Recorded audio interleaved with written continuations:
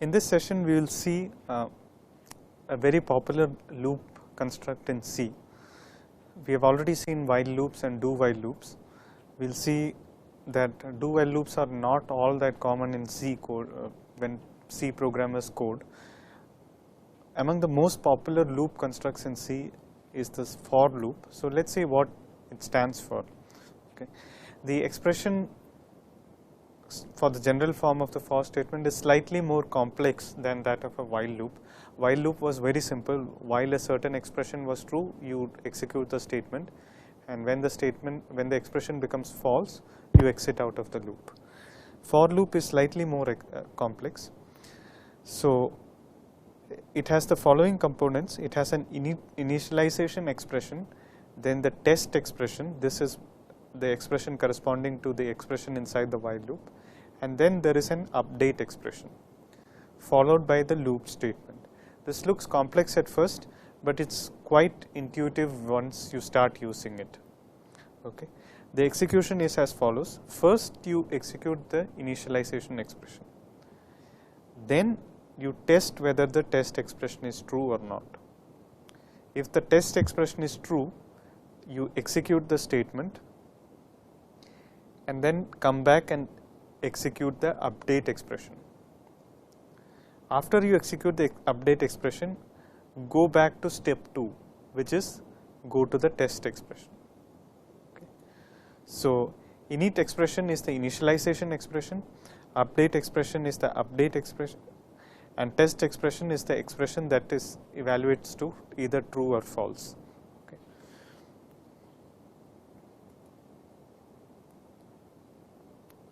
Okay.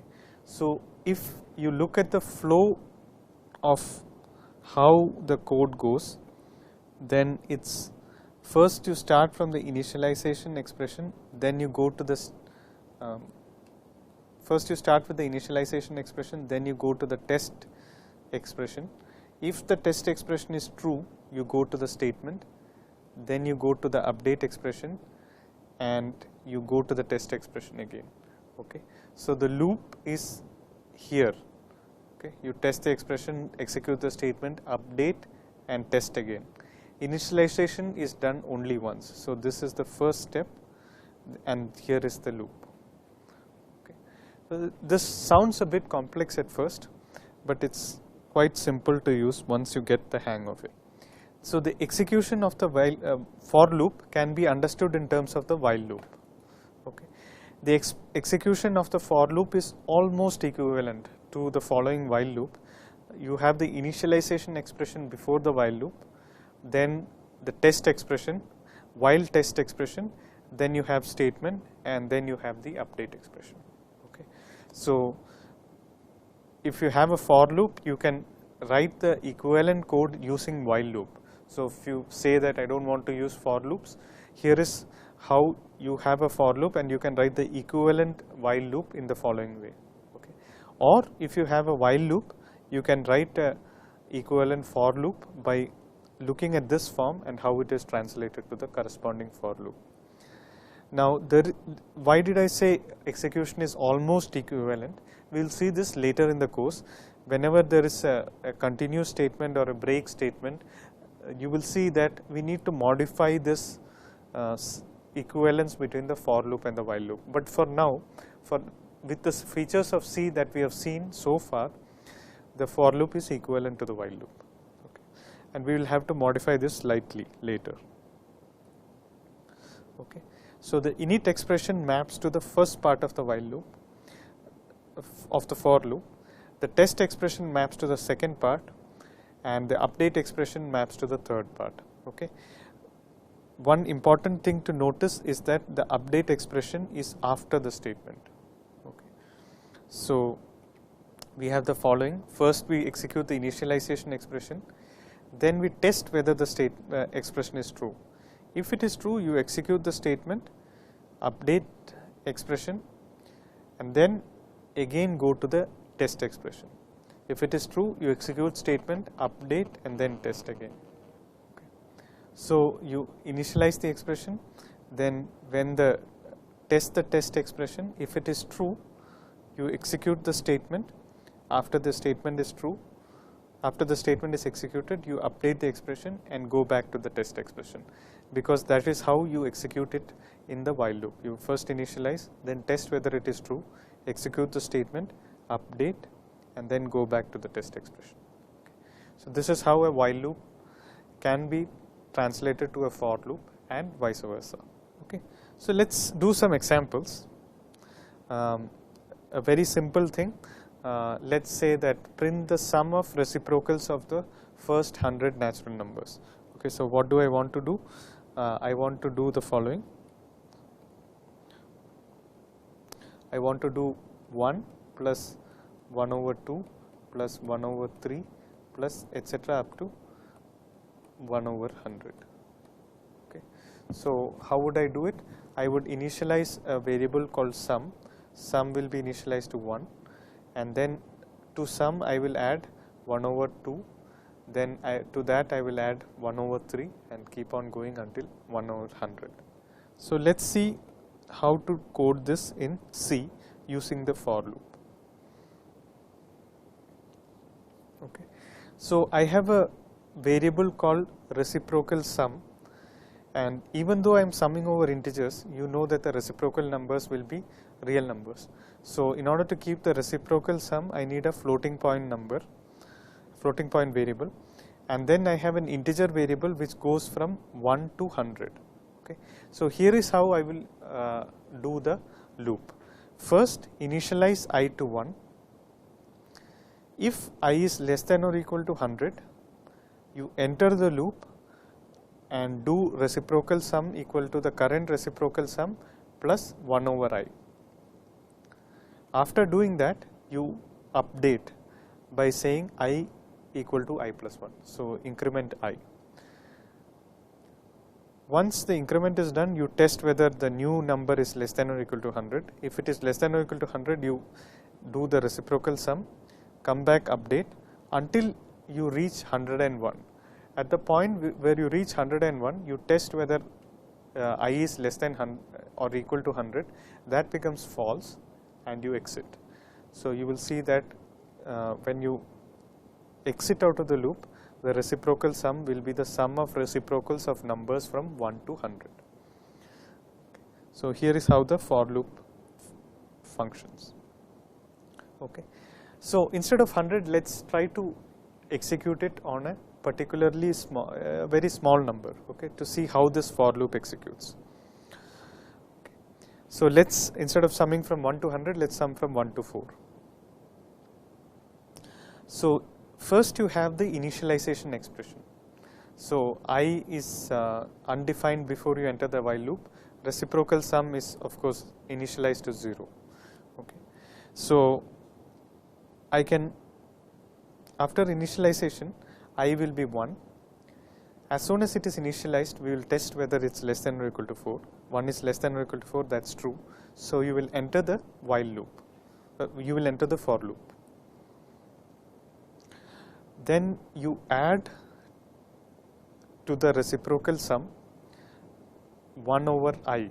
Okay. I is 1, so 1 over 1 is 1. So reciprocal sum will be updated to reciprocal sum plus 1. Okay. So reciprocal sum would be 1. Then you go to the update expression. At this point, you have I equal to I plus 1, so I becomes 2. Okay. Now test whether I is less than or equal to 4. Yes, it is. And enter the loop. So 1 plus 0.5. Then go back to the update expression. I becomes 3 now. And test whether 3 is less than or equal to 4. It is. So enter the loop. Okay. So you add 1.5 plus 1 over 3. 1.833 and so on. Update again. You have 4. 4 is less than or equal to 4. That is true. So you enter the loop one more time and add 1 over 4, 0.25 to the current number. Okay, so you get 2.0833 and so on. Update again, I becomes 5. Okay. At this point 5 is not less than or equal to 4, so you exit out of the for loop. Okay. Now you say that print that the sum of reciprocals from 1 to 4 is reciprocal sum, which is 2.0833. Okay. So even though the for loop looks complicated, once you start using it, it's very nice to write. You have an initialization expression, you have a test expression, and then you have the update expression that you should do after every execution of the loop. After every iteration, you should have the update expression. As soon as the update is over, you test whether I can execute the loop one more time. If I can, enter the loop, update, and test again, and so on, okay, until the loop condition is false.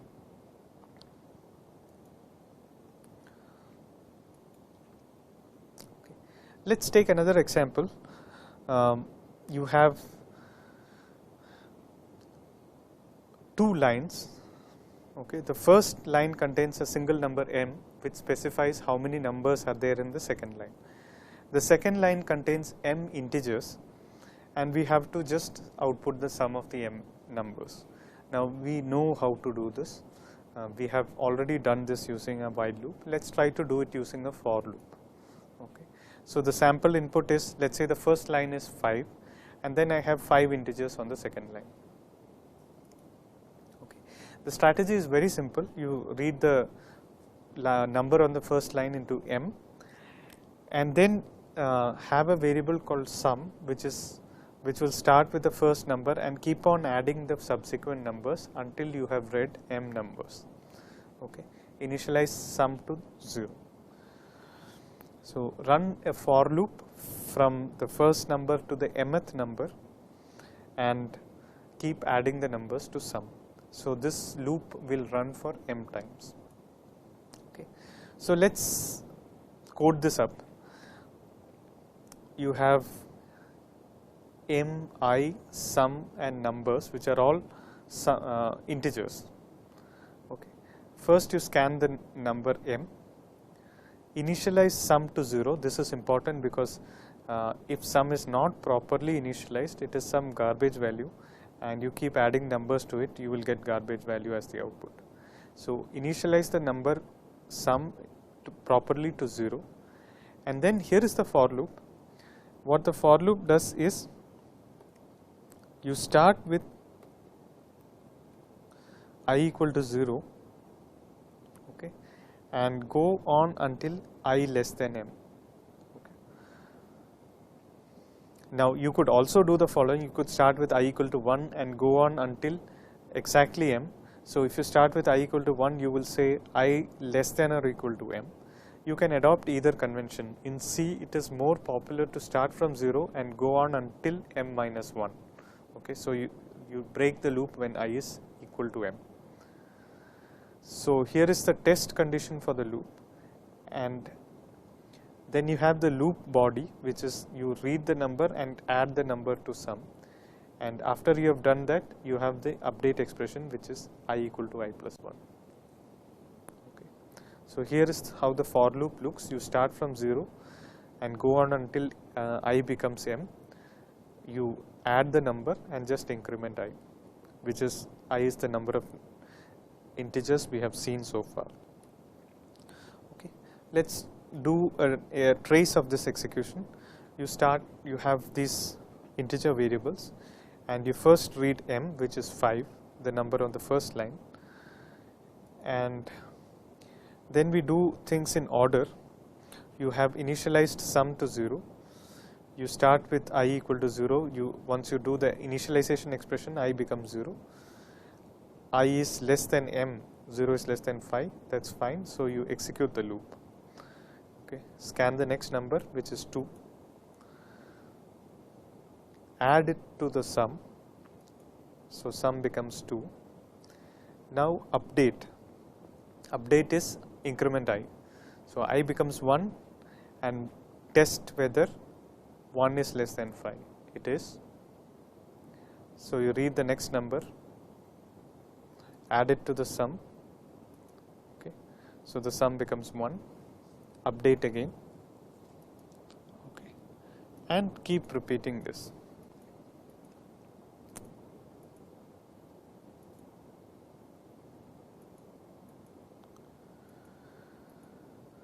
Okay, until you have read all 5 numbers. So when you read the 5th number, I will be 4.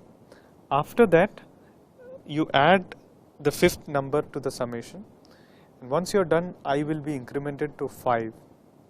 5 is not less than 5, 5 is equal to 5, so you will exit out of the loop. At this point, you will have the correct sum. So the correct sum will be 25, and you exit out. So the printf will come out on one line. It will say that the sum of given 5 numbers is 25. So what